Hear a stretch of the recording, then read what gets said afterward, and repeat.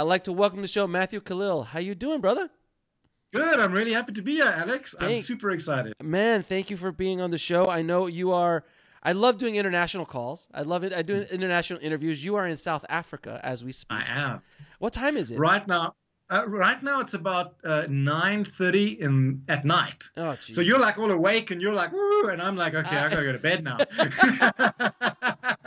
I'm always excited. I'm always excited to do international calls. I just did an Australian call a little while ago. It's so cool it's amazing, the technology, how it works. Yeah. It's incredible. I love it. I'm sitting here in Johannesburg and it's like really hot and it's a lovely day. So yeah. I'm dying. I'm actually one of the places on my bucket list is I got to go to South Africa. I do definitely want to travel. I love it. I would love to go down to South Africa. It really is one of my favorite countries in Africa that I would actually want to go visit. And you must. Yeah. You must. Cape Town. So I'm originally from Cape Town, which is down south, and it's so beautiful. You'll love it. And great to shoot. Any excuse to shoot in South Africa, you should do it. Well, it is on my list. Maybe I'll do a workshop next year or something like that down there. And maybe I get to fly down there. That would be great. So first of all, man, you have an amazing book out called The Three Wells of Screenwriting, which is one of the reasons I wanted to get you on the show. And like we were talking a little bit off air, I'm always fascinated when new techniques or new angles are created to try to tell stories. And at the end of the day, we're all just trying to tell a good story. And there's different flavors on how we get there, whether it's hero's journey, whether it's, Truby's way, whether it's Save the Cat, whether it's a million different ways. Yeah. And sometimes certain ways just click with certain writers. Absolutely. Correct? So I was really interested about your book. But before we get into your book, how did you get into this crazy business? Wow! Oh, it's a great long story. I'll start from the beginning when I was a young boy. 13. Yeah, I was a young boy. I was 13 years old. I actually was, and I remember wanting to be a film director from the youngest age. I don't know why. I just loved movies. My dad used to tell me stories about movies, and I used to watch a lot of movies with him. And I remember about 13 walking into the headmaster's office, and it was like careers day where you had to choose a career. And this was a long time ago because I'm much older than I look. And I walked into his office, and I said, I want to be a film director. And his response was, not in this country, you won't. Choose something else. So I was like, what must I do? So I went back. I looked at the map of South Africa. I saw there were a lot of game farms. So I went back and I said, okay, I'll be a game ranger.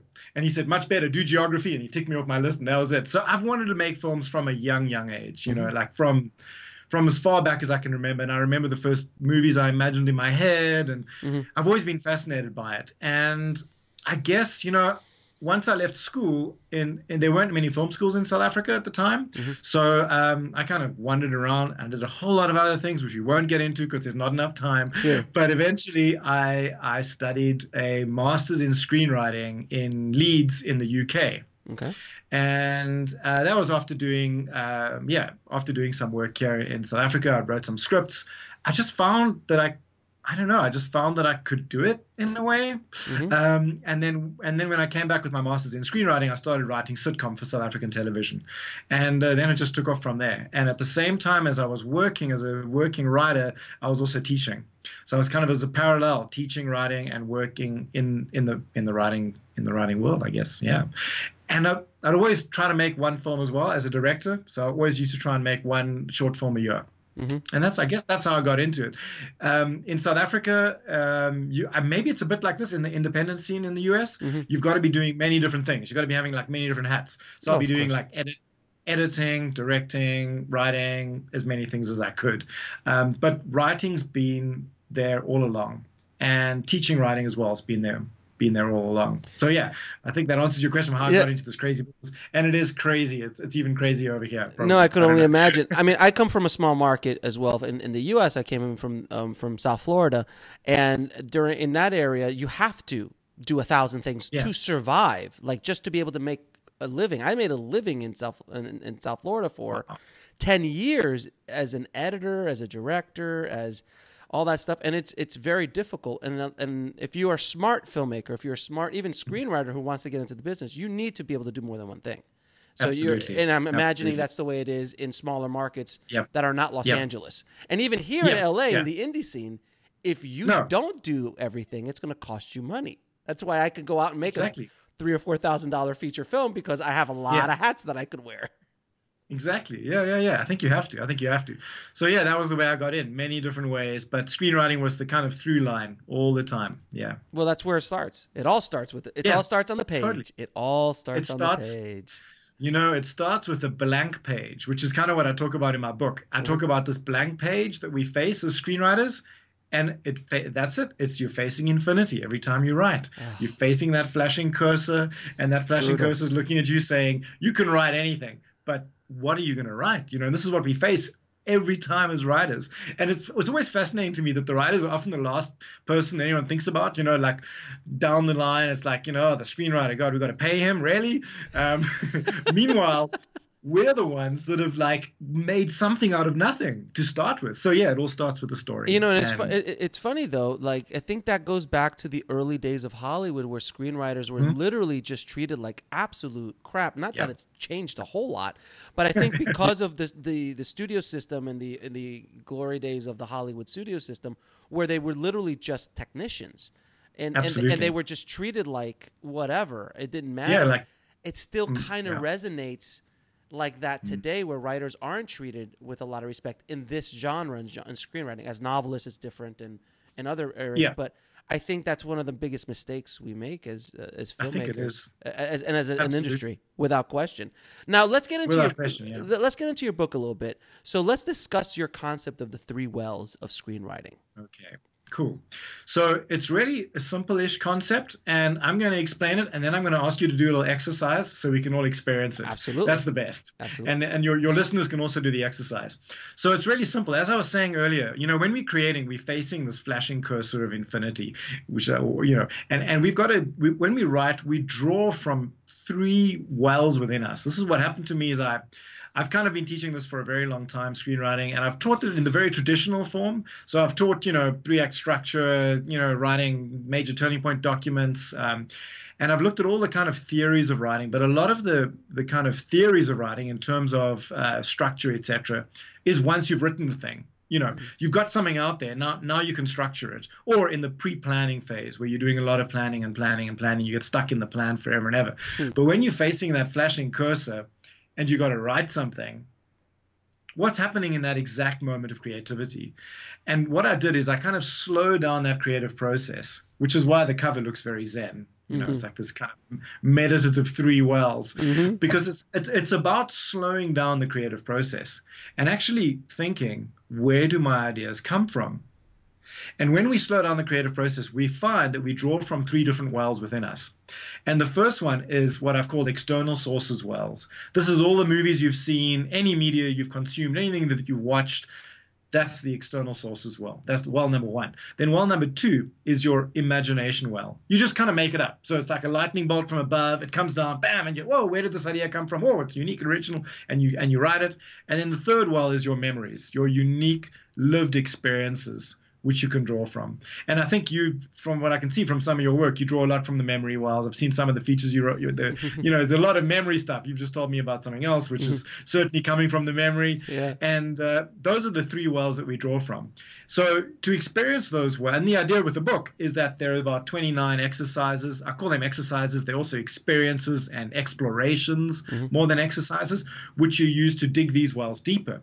So the idea is that you're never stuck again, because you can draw from these wells at any point when you're facing that flashing cursor. The idea is you don't really face writer's block anymore, which is, you know, the ideal aim of the book, hopefully. And also that you can draw ideas that are unique to you, that you as a writer can only access. And through drawing from those wells, because they move you and they resonate with you, once you put them on the screen, they'll resonate with the audience. And so this all sounds rather abstract, and the best way to experience it is to do an exercise. So are you up for an exercise? I'm all about it. Awesome. Okay, great. Fantastic. Cool. So the best way to explain it is to do one of the exercises in the book, which is, I call it the graveyard exercise, also known as, I think you guys call them cemeteries more than graveyards, I think. In South Africa, we call them graveyards. Cemeteries, cemeteries. Cemetery. Okay, cool. So we can call it the cemetery exercise. And in this exercise, I ask people to think of, first of all, if you have to write a scene, right? So it's exterior cemetery, say, day. And you're sitting there, and the first thing you think about. So don't think about it. Just any images that pop into your head when you say cemetery scene. Just list some for me. What comes in? A cemetery scene. Zombies popping out. Okay, zombie popping out. That's your imagination. Well, it's great, but you went straight there. Yeah. What else? Cemetery. If you want to go into the memory stuff, when my no, don't go there yet. No. Okay. Just keep first things that pop into my head. Okay. I love the fact that you went to the imagination well and the external and the memory well first. But like generally, if you had to write a scene, for the images that come to mind, if you think about it, you have to think about a theme. So I'm going to go zombie. Zombies coming out of the graves. This is all very trite, and we've seen it a million times. But I'm just going to throw it out there. Yeah, go for it. Zombies. There's a little girl walking around, and a zombie grabs her on the leg, and she's yelling. And then the hero comes in, who's not a really hero. He's kind of like an anti. He's just a normal dude thrown in a weird circumstance, and all of a sudden zombies are popping out, and he's got to grab it and help this little girl who he doesn't know, and the mom's already dead. Who was visiting her dead husband. It's all crazy. So I just saw rolling up. So that's kind of like that's okay. Cool. That's fantastic. So what you're doing there, I love the fact that your imagination is going, but a lot of people, when you say like cemetery scene, they're gonna say like trimmed grass, moss on graves, raining maybe it's raining, there's umbrellas. You created a story, which I love, and we'll get into that. But that's cool as well because you were tapping into other zombie type movies, so your mind went to the movies that you've watched maybe and the movies that you love, which is clearly horror, and so that's what you filled your external sources well with. So what's quite interesting there is normally when I say the cemetery scene, people will say things like I've said, trimmed grass, grave, maybe someone reading from a little Bible, a little group of mourners standing around the grave with one person standing aside. So there's all these movies we've seen, and our mind's been sort of colonized in a way by all these external sources that we've watched. So when we write a scene, especially if you have to write quickly, you just kind of draw from that stuff. And that stuff it's unique to you in some ways because your external source as well is full of zombies and well, yeah, that's the first thing that came to my mind when I thought of a graveyard. I was like, well, zombies, obviously. Of course, obviously. So that's what you filled your external source as well. It's like all these horror stories, which is why your external source as well is kind of unique to you as well. But that's the external source as well. So now we're going to try something different. And this is the next well to try and experience this. And I want you to notice what it feels like drawing from these wells, because this book is very experiential. So you kind of experience these wells when you read the book. So that was the first well. It was quick. It was easy. The ideas came. It was just kind of popping out. Let's try the next well, which I call the imagination well. So now I want you to imagine a graveyard, totally made up. See if you can do that. A totally made up graveyard? Yeah, something that you're just making up. Anything, images. It can be a scene in a graveyard. It can be anything. It's totally made up, just invented out of the blue. A graveyard that has been designed by Leonardo da Vinci. So all the architecture around it, the gravestones are all in that kind of Da Vinci style, design. It could be very peaceful, where people are walking around, enjoying the park-esque kind of things. The grass is trimmed. There is nice moss. The way people are dressed could be a little bit more unique than you normally do, which would be lean towards the Da Vinci design. I'm just using the core idea of the Da Vinci design, and then kind of make it a world around it. And fantastic. That's kind of like what Alec, you're a natural at this. It's actually quite. I've done this exercise often. People really struggle. You just like slide into each one. Anyway, so the what you've done there is quite amazing. Is you've tapped into your imagination well. Most people, when you say, so I'm hoping that your listeners are also doing this when we're doing this. So if you guys are listening out there, hopefully you've done the external source as well. And now you're trying to imagine a unique graveyard. A lot of people struggle with imagination because they feel like suddenly they're being almost tested. They're like, oh, is my imagination good enough? Have I imagined something unique? Oh, and there's a lot of pressure on us. And our imaginations are often like suppressed. And we've been told like when we were kids, like stop imagining, stop playing. So people don't really access their imaginations that easily. But what you've done is something quite cool. You've taken an idea, which is Da Vinci, and you've taken graveyards, and you've collided them together. And you've sparked off this whole amazing idea of like Da Vinci's graveyard. And what's cool about that is in the book I talk about this thing of colliding ideas. So you've jumped ahead in a way. Sorry. So the idea is with the imagination well is that you can make things up by colliding ideas together. That's one way of tapping your well deeper. But the imagination, you can a sort of graveyard in space, someone's buried in a glass coffin maybe, the imagination is just you kind of make it up. And it's interesting. There's normally a moment of pause where you're waiting for the idea to come. And I saw you did it. You kind of looked down and then Da Vinci came. It's quite amazing. So that's the imagination well. And tapping into that when we write feels different to tapping into the external sources, which was just like ideas, easy. Because it was it was interesting. If I may stop you for a second, because the external well, when I did the exercise, the external well, I went straight to movies. I went straight to stories because those are all reference points, and I have a vast reference library in my mind of millions of hours of content that I've consumed in my life. But then when I went to the imagination, I was like, okay, what would be really cool? I was like, oh, Da Vinci. I've never seen that before. How about an entire graveyard designed by Da Vinci with those kind of insane designs he did? And then colliding those ideas. It just automatic. And the one thing I want to touch before we move forward is, and you said this, which I think is something that everyone needs to listen to, is when you said like most people get tested, they feel like they're being tested, or they feel self-conscious about it. I've now gotten to the point that I don't give a crap anymore. I don't care. I mean, doing a podcast, doing what I do with Indie Film Hustle, I get bombarded with negative and positive all the time. So I just don't care anymore. I've gotten to that point in my life as an artist. I'm like, I don't care what other people think. I'm just going to do what I want.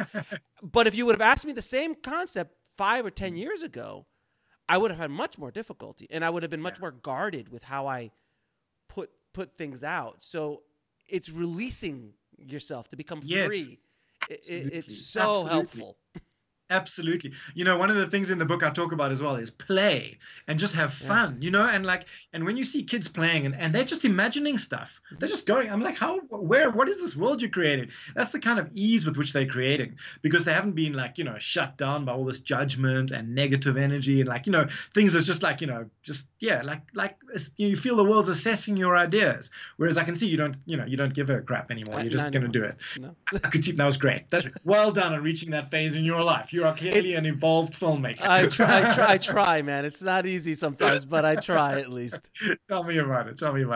Anyway, so I'm just going to go on to the last well, and then we can talk about more things. But so the last well, and again, this is an experience. So again, I want your listeners to try and experience this. Is the memory well. Now, this well is, I want you to try a graveyard exercise or a cemetery exercise, and I want you to scan through your life and think about graveyards or cemeteries you've actually been to, and think of some images or people or encounters or stories that have taken place there. Anything coming to mind? Oh, absolutely. When my grandfather passed, which was a very difficult time for me, and I was at a cemetery, and he actually got into the mausoleum, and I'll never forget the sound of the coffin being dragged over the concrete. They had a plastic kind of like tray, and then they put the coffin on it, and then they slid it in, and the sound is still in my in my head. And when they actually closed it off and sealed it, finally, I remember all that so vividly. And I wasn't very young. I was still probably in my 20s, early 20s or late 20s when that happened. But I still remember it so vividly, and the emotion that I was feeling that day, because it was such a powerful thing. But I can sense it. I can smell it. I actually remember looking in before they put him in. So when they opened it, I looked in the hole, and I saw the concrete hole before they put him in, because I was curious on what the final resting place of my grandfather was going to be like. So that's a memory. That's a straight memory. That's amazing. I love it. That's, this is the feeling. Can you feel, right? I don't know, that suddenly the emotions are in the room, that there's like, and like things are moving, and there's like this is this resonance that I talk about in the book. When we tap into our memory wells, we create scenes that are just unique, and they resonate with that memory, our unique memory. And interestingly enough, you've jumped the gun here, because you're talking about the sounds. And what happens when we write from our memories is that we can activate all our senses. And of course, film is all about senses. It's about the sounds. It's not just about writing, the visuals. It's about trying to paint a scene for a reader and eventually for an audience that's got all the senses activated. And so what I do in the book as well is we talk about memory, writing, and senses. So we've got these 5 senses activated, and you've got the sound that stays with you. And I mean, can you imagine trying to, even as a filmmaker, even if once you've written the script, trying to describe that sound as it scrapes in, with the plastic on the concrete. Oh yeah. And that's just a kind of unique, fresh take on a graveyard scene, right? So that's what the memory well gives us when we write. And you can see in the book, I do tend a little bit more towards the memory well because I think people are really afraid of tapping into that. But yeah, that's the well that's really unique and has got some really, really fresh things in it and some really, really exciting stuff that you can draw from. So yeah, so that's it. So those are the 3 wells: the external sources well, other movies you've seen; imagination well, you make it up; memory well, you tap into it. And what's really important to remember is I'm not saying that you got to write a scene about your grandfather's passing. Sure. You may want to, but at the same time, if you're writing a scene where a superhero is, I don't know, maybe Superman's died and they're burying him, and you got to write the scene, you can still tap into that memory and just have that sound of the thing shifting into the concrete. And if you draw from that one moment and stick it in your feature film script, it's going to pop. And someone reading the script will go like, whoa, what is that? That's unique. That's fresh. That's interesting. So you can draw from your memory well and stick it into any kind of thing you're writing, which is quite cool, actually. You don't have to write your story, and that's not what I'm really getting at with the book. Right. It's that you can draw from all of them. So you can write a zombie movie, except in the zombie movie, suddenly you're taking the sound and you're sticking it into the zombie movie, and suddenly you've got this unique moment. And I also really loved what you shared about the like looking into the grave before it went in. That moment just seemed really fresh and interesting to me. And yeah, so that's the kind of power of writing from the memory. So I could see how these 3 wells can really spark ideas very easily. Absolutely. If you're just like this. If you're open and free, we've just right here doing this, we've written a scene about if we if we collide all 3 of the wells together, we have a zombie movie that takes place in a Da Vinci designed graveyard with authentic sounds of a real graveyard inside of it. Unique things that I've never seen anything like that before. Yeah, totally. No, what I find amazing about this exercise is when I do it, we find these unique ideas, and I think what's great about it is that they're just everywhere. They're always around, and often writers are struggling, and they're like, how can I write the screenplay that's going to be picked up? How can I write a screenplay that's going to be unique and fresh? And I mean, I've read a lot of scripts in my life. I've been a script reader a lot, and you're waiting for that moment where something pops. And you're on the page and you're like, whoa, wait, what is this? And when we do these kind of exercises, we're just always popping, and ideas are just always coming, and they're always there. And the idea with the book is that I'm really hoping that people cannot be stuck anymore, because I think writers, we get stuck. There's so much we're facing. We're facing the infinity, but we're also facing all the pressure of the industry. Is this thing going to make money? Is it, am I going to get, is it going to work? And so people can get really stuck. And the idea with the wells is people can just tap into them and they can dig them deeper. That's the other thing. So the second part of the book, once you've identified these wells, is you can dig them deeper in a really, I mean, just to give you a really simple idea, to your external sources well, you dig deeper by either reading more scripts or watching more movies. Simple. Easiest well to dig deeper. But obviously you watch movies that are interesting to you and unique to you, and then your well becomes unique. The imagination well, you do a lot of play, you do a lot of reading, you read up about Da Vinci, you kind of you just kind of open yourself up to this imagination, and bam, you can dig it deeper. And then your memory well, there's a lot of exercises in the book, which I won't really get into, but there's a lot of exercises around your fears, your happiness, your happiest memory, your saddest memory. Spend some time digging into your past and see what lies there, because there's probably gems there with everyone.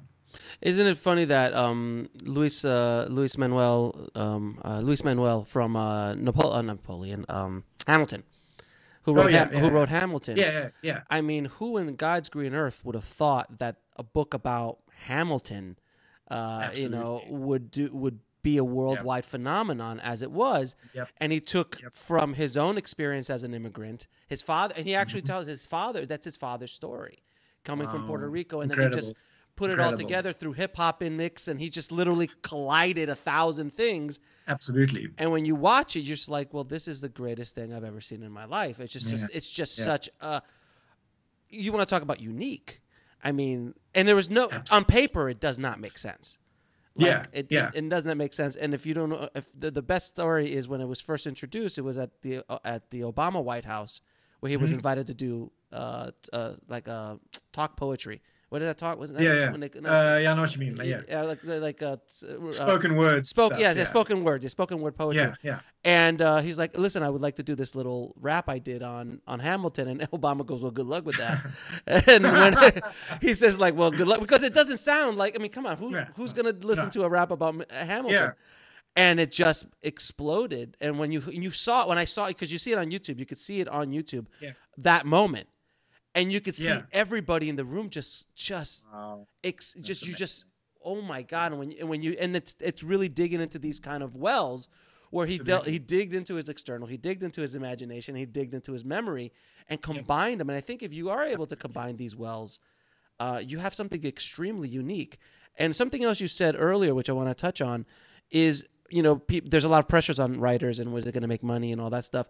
And I feel that, and I would love to get your point of view on this, is writers, if you ask the question, is this going to make money, you're dead in the water. You can't, I mean, unless you're being hired to write something for a studio for $100 million, that's a different ballgame. And even then you shouldn't think, is it going to make money? You should, what is it going to be in service of the story? What can I do? Absolutely. You know, that's how certain movies in the studio systems kind of sneak through, like the whole Batman trilogy that Nolan did. Yeah. You know, they all made a lot of money, but boy, did he sneak in a bunch of stuff that normally is not in a studio movie. So would you agree with that? Oh, sorry, was that? Would you agree with that in regards to like asking a proper question? Definitely. I think it's breaking up a little bit. No worries. Can you hear me? I can hear you perfectly. Cool. Oh, fantastic. Okay, cool. No, I just heard some. Anyway, it's so yeah, I think I would agree with it 100%. And actually, one of the things in my book is that I'm hoping that writers can write stories that kind of really matter to them. And they don't have to think about like, oh, is this going to make money? Because, look, okay, this is a really big aim, but I've got a feeling you may have similar aims. Is that I feel that a lot of the stories, especially feature films that we're seeing nowadays, not all of them, but a lot of them are just like, you know, let's make the next, look, I love the Marvel movies, but, you know, let's make the next Marvel movie, let's make the next thing. And people don't always they're scared of walking on a limb and telling something that matters to them. And these stories that we create are quite fragile. And often these stories, the fragile stories, are the ones that I'm hoping that the book will help tell. Because we all have these stories that come to us sometimes. And they're like these little golden chickens that come and they're like, we've got to tell you, we've got to kind of make this little chicken grow. And it's this kind of fragile thing that we create. And then we kind of, you know, we're afraid that as soon as you start, like you said, as soon as you start thinking about money, it's, you know, is this going to make money? You're already in service of something else. You're not in service of what the Hamilton guy was in service of when he wanted to make Hamilton. That was something totally different. I don't think at any point he was like, is this going to make money? Because if he really thought that, he probably would have gone no, and he would have stopped, right? Because it was so crazy. Right. But he was in service of something else. And this is kind of what I'm hoping the book will help is people who are in service of these stories that matter to them and that matter to the world. That's the other thing about the Hamilton stories was so timeless because he was resonating with his own truth in that moment, and bam, there it was, and it was so timeless. It was just kind of perfect. Yeah. So it's a long kind of answer to your question, but I do think that it's not, you can't ask, is it going to make money? It's just it's going to kill you. You're done. There's something else. Yeah, you're done. I think you're putting too much pressure on the actual art. If you cannot allow the art to grow and be what it's going to be, to a certain extent, look, if someone gives me $200 million, I'm not going to just like, hey, let's figure it out. No, I'm not that. There's a physical responsibility. But at the end of the day, if you are honest to the story, you are in service of the story and what you're trying to do, money comes regardless of what you're trying to do. Without question, I feel so many filmmakers and screenwriters put so much pressure on the art. Like, this is the script that's going to blow me up. This is the movie that's going to get me that agent that I've been wanting. No. You can't do that. And but because I talk to so many filmmakers and I see so many screenwriters and I see the guys who succeed and the girls who succeed, and none of them ask the question, is this going to be making money? They did it just because they wanted to do it, and that's where you need to. And it's hard to be there. It's hard to get there. It really is. Oh yeah. No, it's really difficult. I mean, it's really, really difficult. And I think it's like, like you said, it's not like, oh, fragile, or I'm an artist. It's actually almost the opposite of that. It's like I'm working hard at these wells. I'm digging in them all the time. I'm making them available. And here's my ideas, and here's my script, and it's great, and I love it. Oh, and here's another one. And let's do this one. And it's kind of like constantly working at being freer and loosening yourself up so that these stories come and that you can kind of keep on doing them in a way. Mm-hmm. Because otherwise it's just it's this one script that you're holding onto for dear life and hoping it's for 10 years. Yeah. Anytime I meet a screenwriter, he's like, "How many scripts have you written?" He's like, "Oh, I've got this one," and I'm like, "Is that it?" And he's like, "Yeah, that's the one." I'm like, "Yeah, that's the that's a rough. That's You've got you're basically telling me. Yeah, so have I. I mean, I've had that one short film. I've had that one script, and it's like then you're telling me you only won one swing at the bat. When you go up to base, you've got one swing, and that's it. Yeah. You got no other swings. I think, if there's one thing that I think your podcast also communicate really clearly is it's not one swing at a bat. No ways, man. You got to stand up there. You got to hit that ball constantly. And then when you're really exhausted and tired and you think you can't hit this ball anymore and you want to give up, but you still want to hit it, then you know that you're a baseball player or a screenwriter. If you know you still want to write the story. I mean, I've written quite a lot of features and I've written a lot of television, and I keep thinking to myself, when is this going to end? But the stories keep coming, and I do want to keep telling them. Mm-hmm. And that's a wonderful place to be. Now, I want to also talk to you about, because I think your book really touches upon this, is authenticity as a writer. And I would love to hear what you think of how writers can be more consciously write more authentically, as opposed to only digging into the external well, which a lot of writers do. They just rehash old stuff that they've seen again and again and again. Where I think the combination of the three, and because when you watch a movie, that's authentic. You watch something that just comes from a place that you could just feel it. That the writer, the director, you watch Schindler's List and you go, well, that's Spielberg doing what that is really personal. Absolutely. It just oozes off the screen. Absolutely. So what's your thoughts on that? So my thoughts on that are that, when I started teaching writing, sort of about 20 years ago, I've been teaching this, and a lot of people, when they first start writing their scripts, I don't know why, but I mean, I guess I did it too, actually, probably, is like, I'm going to write a story about a prostitute who meets a gangster, and then they're in, I'm in South Africa, but in New York, and I'm like, I know nothing about New York, I know nothing about prostitutes or gangsters, right? But yet I'm going to write this thing, and then so what I do is I draw from the external source as well. So I get this half-remembered idea of a prostitute from like Pretty Woman, and then this half-remembered idea of gangsters from like Goodfellas, and then like I kind of what I know of New York, and it just, it's thin. It's really thin. And, you can structure it perfectly. Mm-hmm. You could even make characters that are kind of okay, but it's lacking something. And this is this authenticity thing. It's just lacking depth.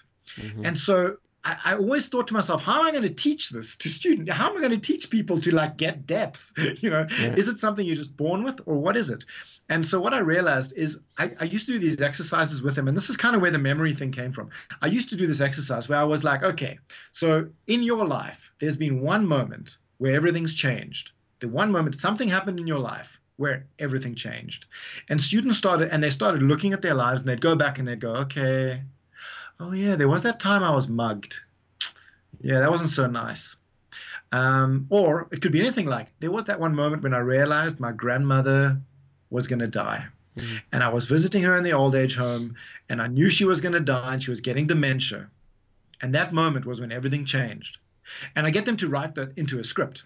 Mm-hmm. And what they started writing were these amazing things that were just full of so much authenticity. It was like, okay, so I was mugged, but it was kind of funny the way the mugging happened. And it happened in this random place that you wouldn't think that, like, you know, outside a train station, people were walking by and this guy was mugging me and no one was doing anything. And he was just holding this knife out at me and just showing me the knife. He wasn't like threatening me. All he did was show me the knife. And I'm like, ooh. That just, suddenly it was a lot more authentic than someone taking out a gun and going, I'm mugging you now. You know, right, which is yeah. On the nose, very on the nose. Yeah, very on the nose. It was just like, I've got a knife. What are you going to do? And you know, the Alzheimer's thing was like, you know, she opens the fridge and something in the fridge has gone moldy. And everything in the fridge is moldy. So she hasn't, you know, grandmother hasn't been in the fridge for a while. She's losing it. And that moment had such authenticity. And then the students would write these scenes. And I remember, I'll never forget when the scenes are read. I make my students read out in the class, you know, so you read out your scripts because you can suddenly hear what it feels like and what it sounds like. And I'll never forget that moment after that class. The room was vibrating with this authentic energy, and people were crying and people were laughing and people were, oh man, it was like colors were popping. It was just fantastic. I had to go lie outside on the ground and like I lay on a bench and I just watched the clouds drift by because it was this great moment of like, okay, this is authentic. Authentic. Authentic. Yeah. Yeah. And so I kind of, in the book, I kind of, that's why I kind of draw so heavily on the memory well. That's where the true stuff lies. And I almost, you know, some people can write really imaginative stuff and it can be really, really fun. But if you link it up to your memories in some ways, man, you've got, that's the way you get the authenticity. I really think that's the way the authenticity comes about. And what's interesting as well, just from a writing point of view, is it's happening in television writing in some ways now. Like a lot of the TV series have got this like, it's really kind of real, either because of the research, because this is the other thing. Because of that story I was talking about in New York, if I actually went to New York and kind of researched and walked around the streets and New York entered my memory well, I could have written with a lot more authenticity. You know, I always use the example of like The Wire, you know, the TV series The Wire. It's like, it just had so much authenticity because those guys lived the life. You know, they were there, they were journalists, they reported on it.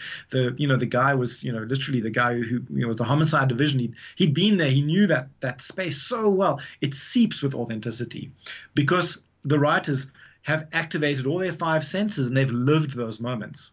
So the idea, I think, with real authenticity is to live the moments and then put them in your script and be brave enough to put those moments in your script and to slow down in that moment of creativity and go, wait a minute. You can even revisit scripts you've written already and you can go back and you can look at the scene and say, okay, so I wrote this breakup scene and I set it in the bedroom because that's where people break up.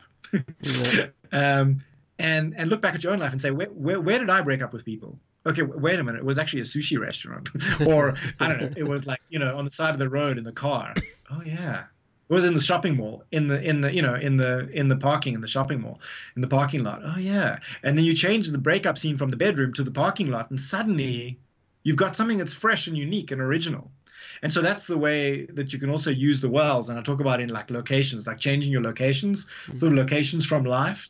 And then chopping your scene around, and then suddenly what happens is your script suddenly pops all these fresh, kind of unique, authentic. I keep saying authentic. That's not anyway. These authentic locations, yeah. No, it's funny as you're talking, and I just did a movie that I shot at the Sundance Film Festival, and that film is my many of my stories are in it. Of like, you know, it's about filmmakers trying to sell their movie at Sundance. No one had ever done it before. And I was like, but I've been to Sundance 8 or 9 times. So I know the layout of Park City like the back of my head. So when I was writing it and putting it together, I'm like, oh yeah, we'll go over to this restaurant. We'll go over to that restaurant. We'll go into here. We got to take this trip over there. Nice. And they're like, oh, that one Sundance I went where I was completely depressed and didn't even know where I was going to go in my life. And I walked down Main Street at 3:00 in the morning and I looked like a backlot. We put that scene in, and you can sense that kind of stuff coming off the screen. Amazing. It's one of the things I love that I've done and ever because of that authenticity of it. Because it was it was authentic to my story, but also so many stories I'd heard before from other filmmakers that I've met or have dealt with in my life. But that's what makes those kind of stories so unique. Because, and I think you're right. The memory well, it's kind of like the secret stuff. It's the stuff that nobody. It's the thing that puts you apart from the billion of other screenwriters out there trying to get a story told. Absolutely. Because just like we did in the earlier exercise, I don't know of anybody else, or at least I've never seen it or heard about it, of the sound of that coffin on a plastic tray being drawn into a. That's something that's very uniquely mine until now, and now someone will steal it from me. But that's fine. Of course. Yeah. But that's something extremely uniquely my story, my memory, and if we could even just dabble that stuff on, a Stephen King book. Like, Stephen King puts out books left and right, but I promise you, Stephen King probably has pulled a lot. Like when he wrote Carrie or he wrote The Shining, there's things about everything, his family, his life, his all that stuff that's drizzled in there. Definitely. And what's interesting is that writers do it almost unconsciously. The good writers I don't know why, they just do it automatically. They just draw from their life. They just draw from their memories. It's a great process, and it's quite a liberating process. And it's actually quite a fun process. And, I may even go so far as to say it's a transformative process. Because, we can write from the imagination well, you can write from the memory, from the external sources well, it's already fun and it's light and it's fun. When you start writing from your own stuff and putting some of your own stuff in there, it becomes transformative, not just as a writer, but as a human being. So I find that if people write with some of their own stuff in there, first of all, the scripts are great, much better, stories are better, characters are more interesting, but the writer's experience of writing is better.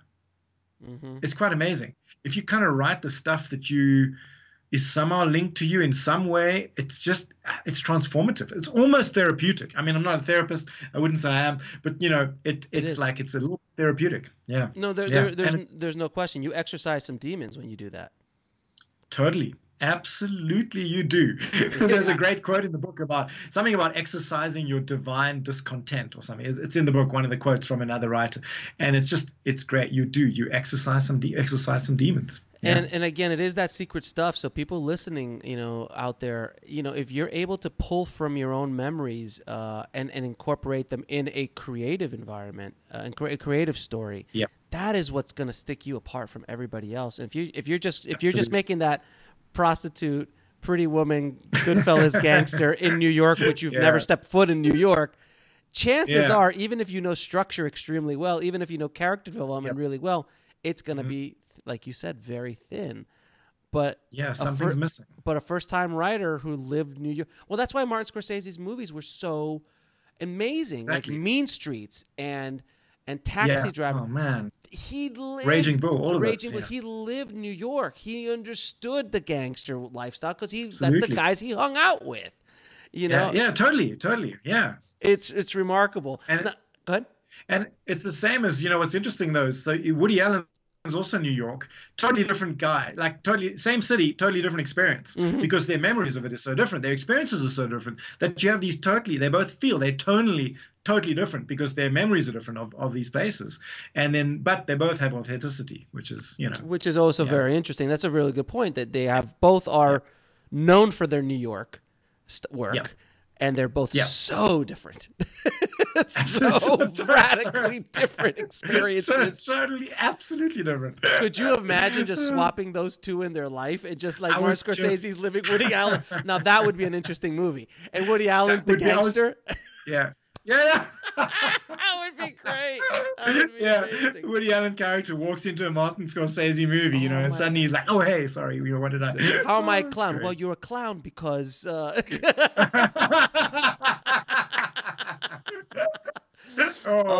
think it'll be a really short movie. It's a short film. The end. It's a short film, obviously. Now, there's a couple. The other thing I want to talk about is subtext. It's something that writers and directors and filmmakers, they forget about. Do you have any tips on how we can add some really nice subtext to our stories? I do, actually. So subtext for me is, again, I talk about it in the book briefly as well, is that so I'm going to talk about the breakup scene, because it's one of these, our lives peppered, and if you look back through our memories, there are these certain blips that happen, and breakups and deaths and, angry moments are things that kind of pop up. So the breakup scene I kind of use as an example. Often when someone has to write a breakup scene, so your job as a writer is very often like, okay, this guy has to break up with this girl in order for the plot to move forward, so I've got to write a breakup scene.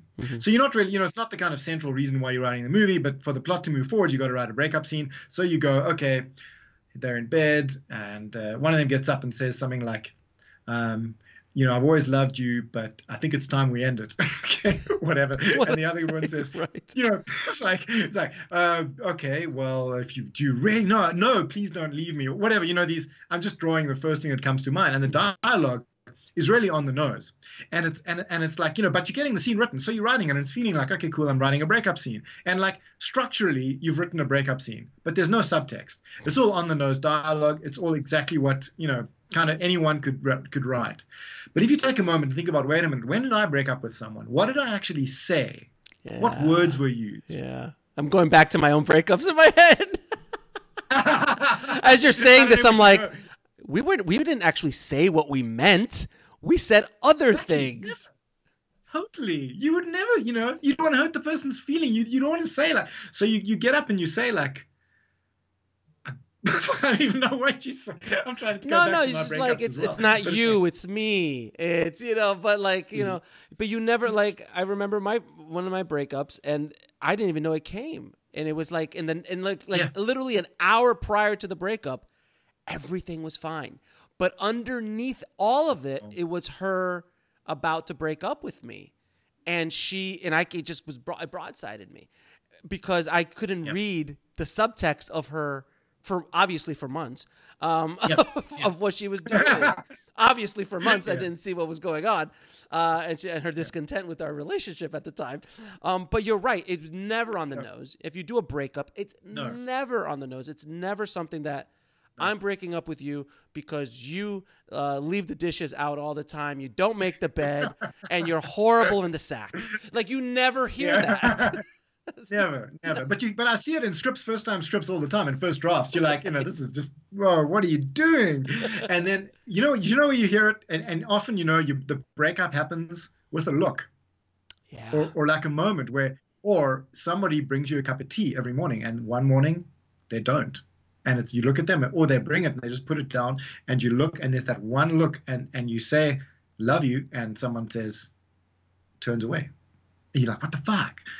Where's the response? And so for me, the subtext is, and this is again one of these things I wanted to teach writers. How do I teach subtext? I don't know, but we live it all the time.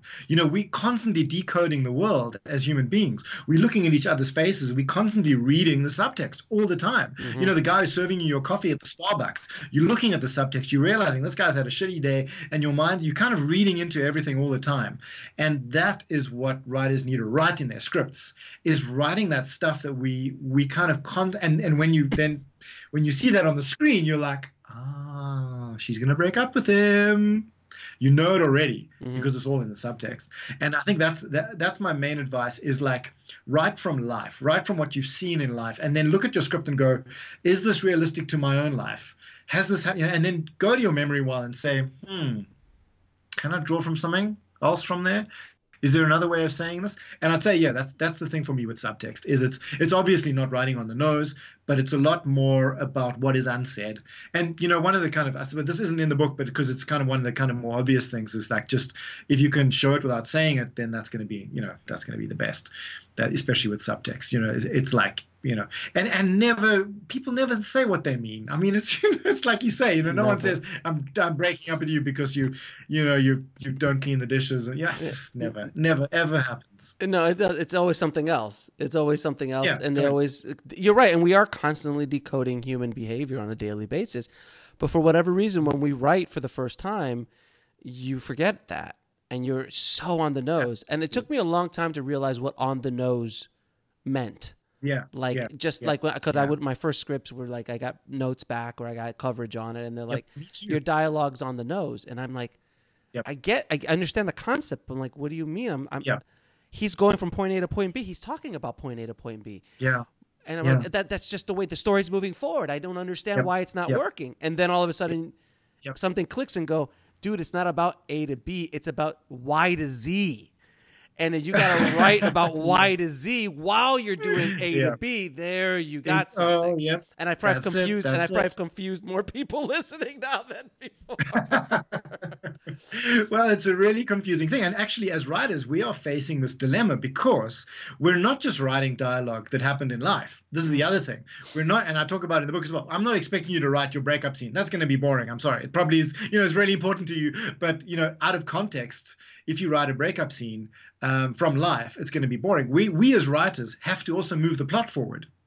So we're doing two things. We're moving the plot forward with our dialogue. So we're delivering information that has to do with the plot, and then we're also trying to keep it real, like people speak in real life.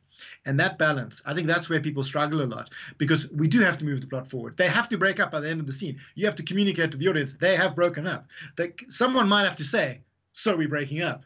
Yeah. Okay, that might have to be in there somewhere, but you don't put that in all the time. So that's the balance that we've got to face as writers, keeping it real, keeping the dialogue real, but then moving the plot forward. And very often people just move the plot forward and then they stop keeping it real. And that's the balance. It is difficult, and I think it's one of the most difficult things. I think it's a really tricky question about subtext and why you're reverting to things like A to B and Y to Z, because it becomes quite abstract in a way. And actually, that's a lot of what writing is. It's really abstract. And screenwriting, even though it's a craft, no doubt, and there are a lot of books out there that tell you about, if you plot from X to Y and A to B, and then there's the graphs and diagrams and all these things. And I'm like, yeah, okay. But in truth, no one really knows anything. And you've got to just, it's a fragile beast we're dealing with here, this creativity, especially in screenwriting. And this is what I think is why my book is slightly different to the other stuff, is that it deals with the creative process in the moment when you're creating.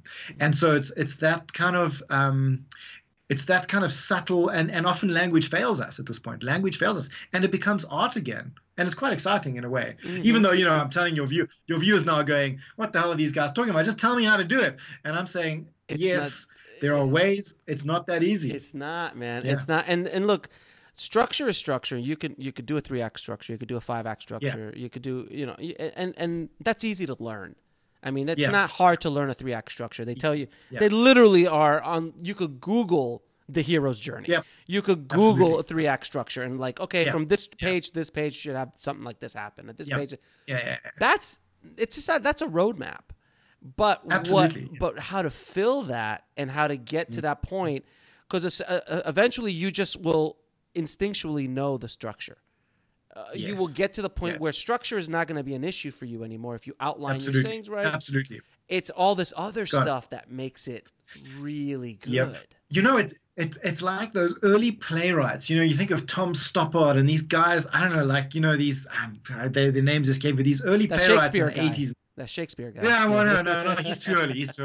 Anyway, Shakespeare's another story. But but like those guys who are grappling with life and their experiences and they're putting it on the screen, like Scorsese does it as well, of course. But it's that kind of stuff. How do you get that stuff onto the script? And that's kind of what drawing from these wells is about in some way, but drawing from life and struggling with it, but keeping it real at the same time. So Now, do you have any advice on how to create memorable characters? I'd love to hear your thought about that. I do actually. Yeah. So creating memorable characters is, again, there's also a section in the book, and I'll use the wells as a way of talking about it, because first of all, you can draw characters from, if we use the wells, your external sources wells. So you can say, okay, well, I'm going to do a character that's just like Rocky. You could. Or I'm going to do a character that's just like Luke Skywalker. Mm-hmm. Or you could do your imagination well. You could do a bit of Harry Potter kind of where J.K. Rowling was sitting in the train. Harry Potter came to her like Zam, lightning bolt from above. A lot of the characters just came to her out of the blue. And you can take like, if you want to create a memorable character, you could take like Rocky meets Harry Potter and collide the characters together. Now you've got the Rocky Harry Potter character. I have no what that is. Idea what that could genius. be. But a boxer wizard. Yeah. A boxer wizard. Oh my God. We've got Sharknado. I'm telling you, Sharknado, it will work. Yeah, exactly. It's in my book. You're ahead. It's like Sharknado. It's like a tornado and sharks. Bam. Okay. But you can do the same with characters. That's what they did. That's exactly what they did. What can we throw together? I love it. Yeah, it's great. I love it. And then, but people do this all the time. So one of the shows I wrote on a long time ago was like, okay, so okay, in South Africa it was rugby, in America it's American football. So you got an American football player and someone who's really camp, collide them together, and you've got this camp American football player. Interesting. He has a character that's kind of unique. That's using the imagination well. But memory well, man, that's where the unique characters lie. Like, no doubt about it. Oh, yeah. I've got this whole system in the book where you go through your character list, even in the script that you've written, and you've written, say you've written a character. So I wrote this scene in a script that I'd written, and I had a scene that was a music store guy working like a clerk in a music store. Sure, okay. Sure. He was music store clerk 1 or something like that in the script, right? He was random, and he had some dialogue, but he wasn't really unique. And then I went through my life and I looked through all the people that I knew, and I went almost like a Rolodex through my life, and I was like, okay, he was quite interesting. Yeah, this guy was quite interesting. And then I found this guy who was like a goth, okay, like a long-haired, depressed goth, right? Tattooed everywhere, piercings everywhere. And I was like, wait a minute, put him in the music store. And suddenly I had this character that was like really memorable, like not really wanting to work in the store, right, and like long-haired goth, Sure. And one of my main characters was there, and she was a young mother, and she had this baby in her arms, and she was trying to get her CDs that she was trying to sell out of her bag, and she kind of handed the baby to the goth, and now this goth like holds this baby, and he's like, I'm sorry, madam, this is not policy in the store. And he's like holding babies or accepting her CDs. We couldn't really tell, but it became quite a memorable and interesting scene that leapt off the page because I was drawing from characters in my life, and we see them all the time. I mean, I bet you, if your readers or your listeners and even yourself just thought back to today, and if you've left the house and you think about who have I bumped into today, it's like, oh yeah, there was this Uber driver. He was really weird.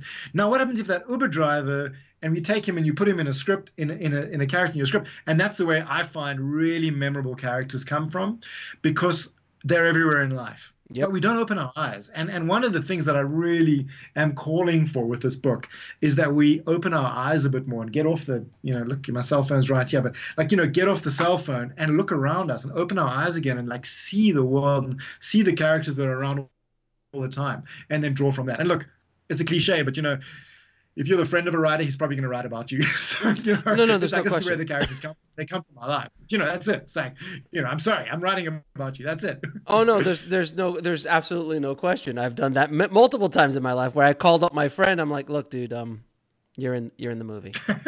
You're in the movie. Like, really? He's like, not only are you in the movie, your name, I'm not even going to be that creative. Your name is in the movie. I'm going to take elements of your life. I'm going to mix it with somebody else, but you're going to see yourself up there. Sorry. And that's the way it is. It's kind of what people do naturally, but I think very often when you're writing to a deadline or we're writing with some pressure, we kind of forget that that's what we're doing. And so we forget to kind of draw from life and draw from the characters from life. And you go, oh yeah. So yeah, that would be my way of creating memorable characters. And it's, but what's great as well about the Three Wells is when you combine all three. So, okay, you've got the goth, and then you've got someone from another movie. So I don't know why I'm thinking of like the guy from Bringing Out the Dead, because I'm thinking of Martin Scorsese now. I'm thinking of the taxi driver, Nicolas Cage's character, and the goth combined together. And now you've got some sort of a goth paramedic. Okay, cool. Wait a minute. Goth paramedic who's drugged up on some stuff, so he's high. There we go. Now you've got a really interesting character. No, you've got something going there. There's something going there. And so, yeah, so that's how you do it. And if you combine all three wells, then we're really cooking with gas. That's the way to really do it. And another thing you talked about a couple times here is colliding ideas, colliding characters, colliding stories. Can you just touch on that a little bit more? Because I think it's so powerful. Like, we just did it with Rocky and Harry Potter. I don't know what that character would be, but that could be the germ to start something bigger. It could be the genesis of another character where, all of a sudden Harry Potter learns how to fight and he's also a wizard. So MMA Harry Potter? Yeah, like, maybe, why not? Yeah. But he wrestles dragons instead, so he fights dragons physically. Yeah. But you see it's going. Okay. That's No. the imagination. I love it. The imagination was just going, and this is what happens with colliding ideas. So the idea is it's almost like a physics thing. You know, you've got these two atoms and they collide together, and as they collide, they spark, and there's that spark that just gets ideas going and gets the creative juices flowing, and then you can create something that's it's quite unbelievable once that spark happens. But if you're just sitting there with the one idea and the other idea and you don't collide them together, you don't create something. It's actually, I mean, it goes back to the sort of idea of thesis and antithesis create together, you create synthesis. There's this kind of deep theory of this, which is it's very academic, but the idea is that when you collide two almost opposites together, it's a bit like juxtaposition. You spark off something that is then the imagination well. I call it like a geyser. It like spurts out, and it's like, oh my, you can't stop it. I mean, this Harry Potter Rocky thing, I don't know. I'm probably never going to forget it, and who knows where it's going to end up one day. But it's like they're totally random, but you collide them, and then you've got this. And what happens is then it becomes not just a character but a story, because you started plotting earlier. You weren't even talking about the character. You were plotting a whole story with MMA and dragons. He's got to fight the dragons, and so what happens is like suddenly the plot starts coming from these characters that we've collided together. And that can be really, really powerful. That is. Yeah. Well, that was how like Indiana Jones was created, like an archaeologist who goes around the world getting whip wielding. That was literally Spielberg and Lucas on a beach. Yeah, and they were just like, hey, why don't we make a movie about an archaeologist who goes around treasure hunting? Like, wouldn't that be cool? And he's got a whip and a fedora. And and from there, the rest was born. Exactly. Yeah. It's pretty insane. Now, I'm going to ask you a few questions I ask all of my guests. I'm terrified. I know what's coming. Right, so prepare yourself. Okay. But before we do that, you actually told me an amazing, and it's a humbling story. About how you heard about me, and I'm not, and I want to I'd love for you to tell the story on air, because it's just something I've never had that happen to me, so I think it's a really cool idea, a really cool story. So if you could tell me, that would be awesome. I love it. Okay, I'm going to draw from my memory well and tell you a story about what happened.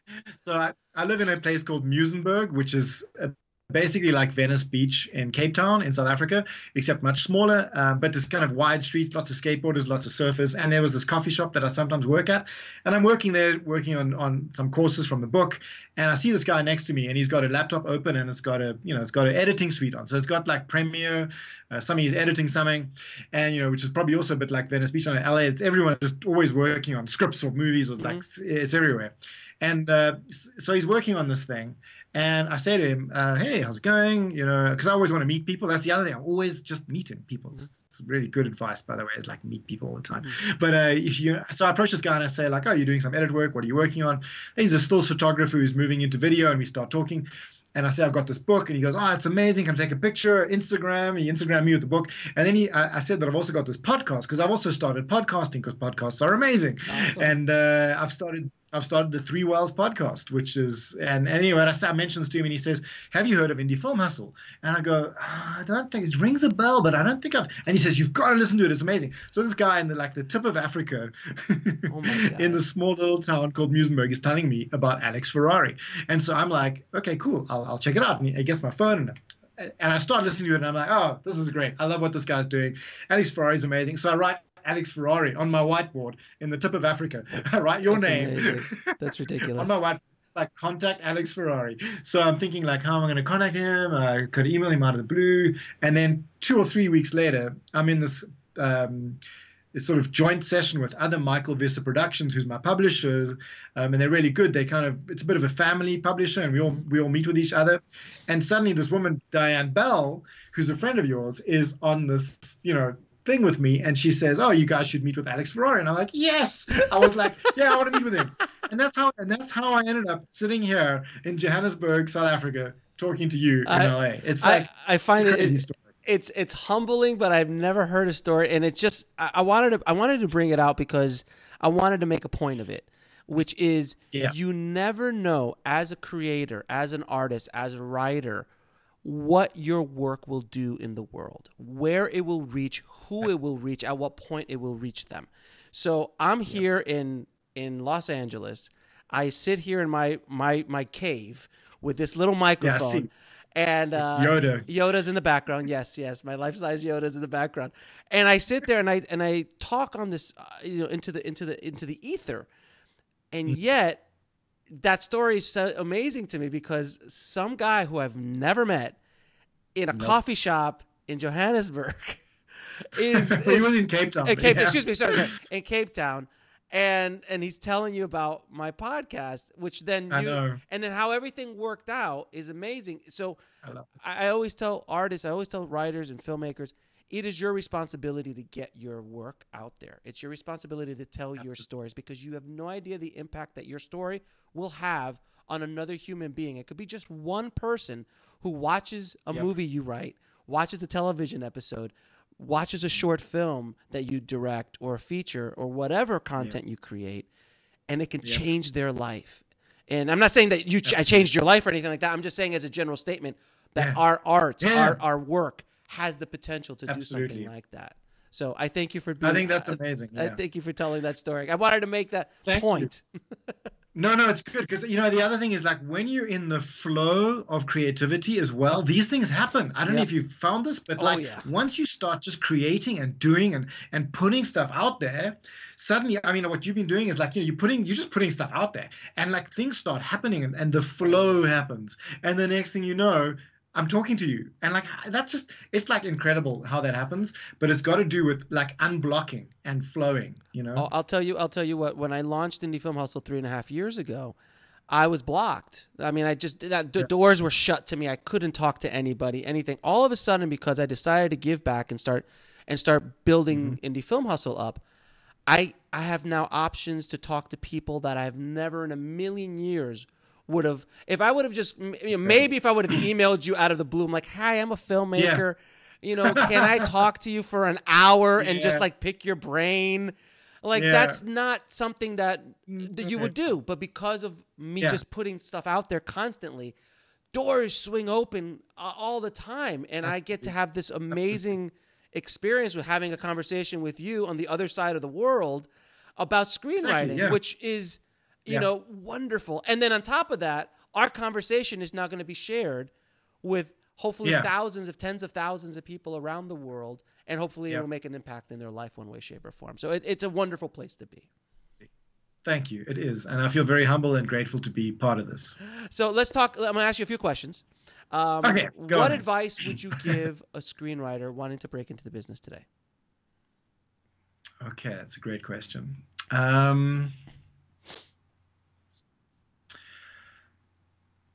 It's a really good question. I think, the first thing that came to mind was persistence. Yeah.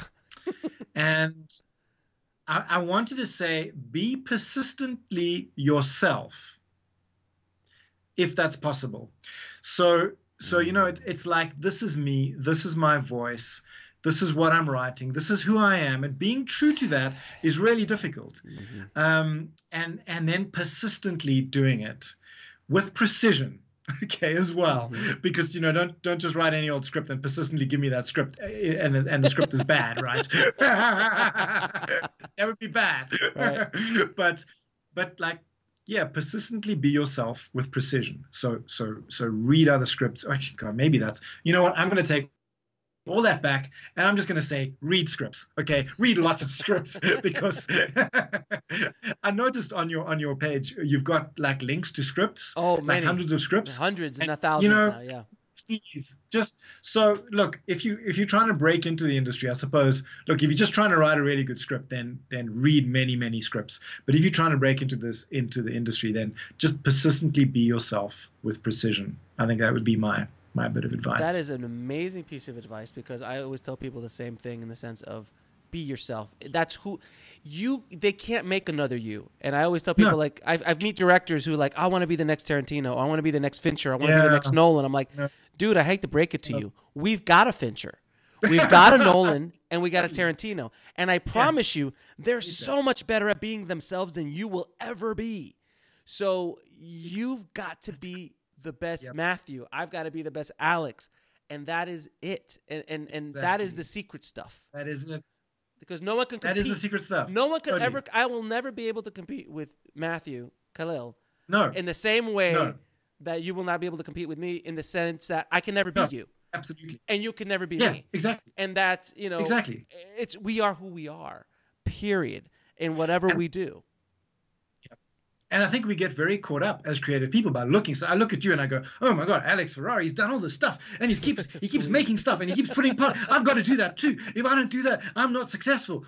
Meanwhile, my book, The Three Wells of Screenwriting, is like zen and calm and me. And that's who I am. That's the different. You know what I mean? We're both very different energies. But like, I look at someone like Gary Vaynerchuk, right? I love Gary V. I look at Gary V and I'm like, oh man, I got to do more like what Gary V's doing. I got to get out there. I got to put more stuff out. I like to look Tim Ferriss. I got to do more stuff like Tim Ferriss and what he's doing. Yeah.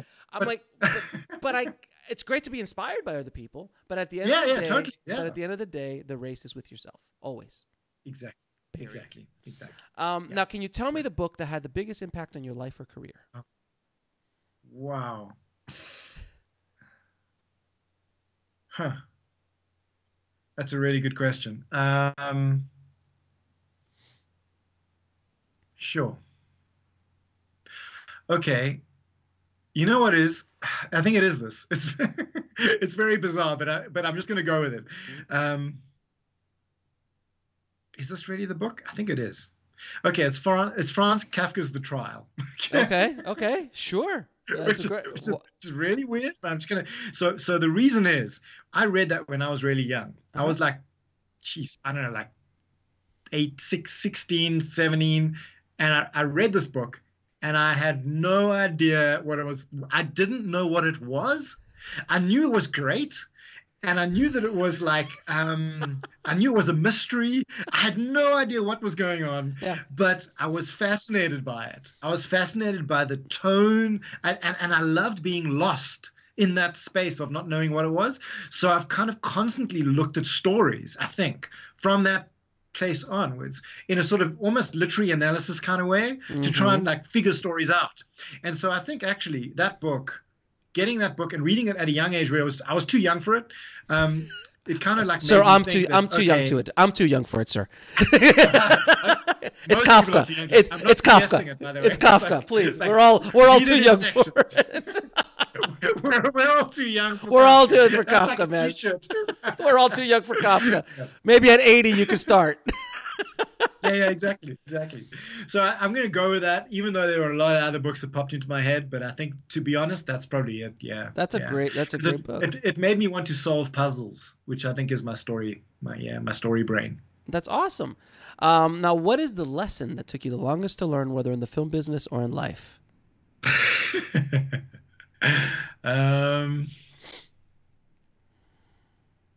It links to what we were talking about earlier. And I'm still learning it, definitely, almost every day. And it's just, I am enough. Yeah, I've heard that before on the show. Many people have said that same thing. It's a great, great lesson. And I'm actually thinking of almost changing and just going, I am. Yeah. And not the enough, because the enough has got a judgment to it. Mm-hmm. And it's just, I am. That's an impossible lesson, but I'm learning it. It's very zen. It's very deep, and I agree with you 110%, sir. If you can learn to be in that space within yourself, and like, look, I am comfortable in my own skin. I am. Period. Is such a powerful place to be as not only a human being but as an artist. Oof, that's when the greatest art is made. Some of the greatest art is made from people who just know who they are and they don't care about anybody else. Look at all the great writers. Look at Hemingway. Yep. Look at Hemingway, Shakespeare. Absolutely. Look at King. All these guys. All of them. They just know who they are. They don't care about anybody else, and they just like, I'm just going to do this. And you know what's amazing is, and you can feel they're not coming from a place of arrogance. No. It's not like, I am this, I am that. It's like, just, I'm doing this thing, and this is what I'm doing, and it's amazing. And they don't even say it's amazing. It's just, I'm doing this thing. And like Lynch is he's a master at this. Lynch is doing Lynch. Oh man, and does he do Lynch ever? I know. Well, this is it. Twin Peaks season 3. I'm like, when I watched that, I felt just like I did when I was 18. reading the trial. It was like, wow. And I was, it was a good feeling though. But he's just in that, and it's just, I am. And just to throw out a quick plug, David Lynch is going to have a masterclass in 2019. Amazing. So everyone listening, you go to indiefilmhustle.com and I'll have a link for it there. But I just heard about it yesterday. I was like, oh my God, I want to hear David Lynch talk about his creative process. I've seen his documentaries. Yeah. He meditates constantly. Me too, yeah. I love meditating. Yeah. He's just such an amazing human being. And boy, does he. Fantastic. If there's a t-shirt that says I am, boy, that man has it. And then some. Absolutely. Totally. Yeah. Okay. So 3 of your favorite films of all time. 3 of your favorite films of all time. Okay. I knew you were going to ask this. This is the worst question in the world. It is. But I'm going to try and answer it. Okay. So, it's going to be really sad because I'm not going to mention any Lynch films but there's so many of them that I would put in there. Sure. But I'm not going to do it because what I've thought of is with this question, because I knew it was coming because I'd listened to your podcast before. So I was like, okay, you know what? It's going to be the films that when I was really young, I watched on VHS cassette, and they just left such an impression on me. Mm-hmm. So in my book, I've got this list where we use the external sources well to find your theme, and I list the top 10 movies that have influenced me, and I ask the reader to do the same, and from that you find the themes you're interested in. It's a nice exercise, worth trying. But with this one, I'm going to say, okay, the first one is the Blues Brothers. Love the Blues Brothers. Love the Blues Brothers, man. They're amazing. Okay, the first movie. I'm just like, I can recite that movie back with my brother and I. We can just do the lines, and we can just just like that. Like it's really uncanny. I can watch the thing in silence probably and say all the lines. Sure. I love the humor. I love the acting. I love the comedy pacing. The pacing is just it's basically like a big blues song. Mm-hmm. The pacing in the editing is just like mm-hmm. Oh, it's brilliant. It's a genius film.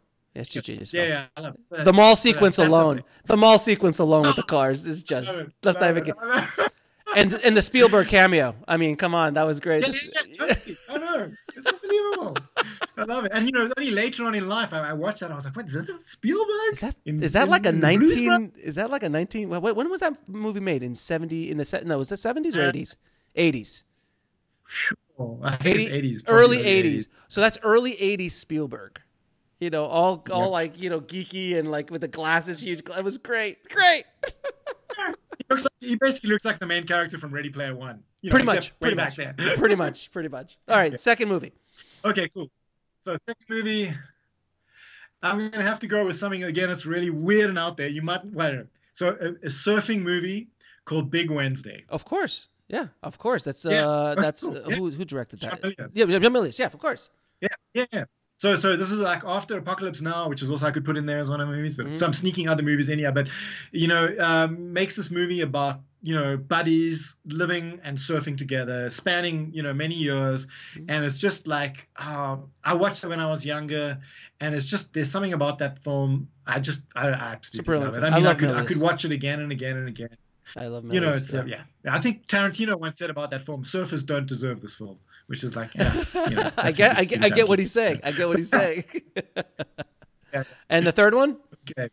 The third one, again, I'm going to go with the movies that I watched when I was younger on VHS, and that's North by Northwest. Oh, yeah, of course. So, yeah. So it's kind of Hitchcock, but what happened is the reason that it's so important for me is that, so in the movie, I mean, it's kind of a spoiler alert, but not really, is like the first 10 or 15 minutes of the film, the sort of setup phase, is this guy, and he goes to this place and he gets almost killed, and he kind of gets put in a car and he gets forced off a cliff, and then he goes to the police station and he says, no, this is what happened to me, and he brings them back to the house and everything's been cleaned, and it looks like he's insane, like all of the stuff that happened to him hasn't happened. Mm-hmm. And that's where the VHS tape that I had in those days ended.